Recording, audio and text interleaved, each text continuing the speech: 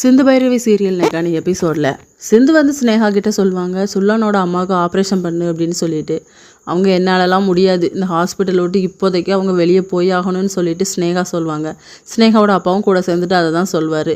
நீ ஒன்றும் ஆப்ரேஷன் பண்ண வேண்டாம், சிவா வந்து பண்ணுவார், அதுக்காக எவ்வளோ அமௌண்ட்னாலும் நான் தரேன் அப்படின்னு சொல்லிட்டு.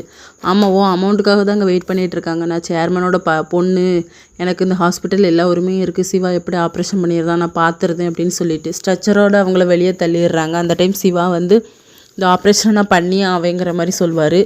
இந்த சேர்மன் நான் என்ன மீறி நீ பண்ண முடியாது, உனக்கு டாக்டர்ஸ் நர்ஸ் யாருமே ஹெல்ப் பண்ண மாட்டாங்க அப்படிங்கிற மாதிரி சொல்லுவாங்க ஸ்னேகாவோட அப்பா.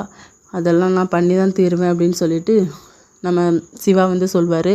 சுல்லான்கிட்ட வந்து சிந்து வந்து மன்னிப்பு கேட்பாங்க, என்னை மன்னிச்சிருடா, நான் செஞ்ச தப்புக்கு உன்னையே நான் இழுத்து விட்டுட்டேன் அப்படின்னு சொல்லிட்டு.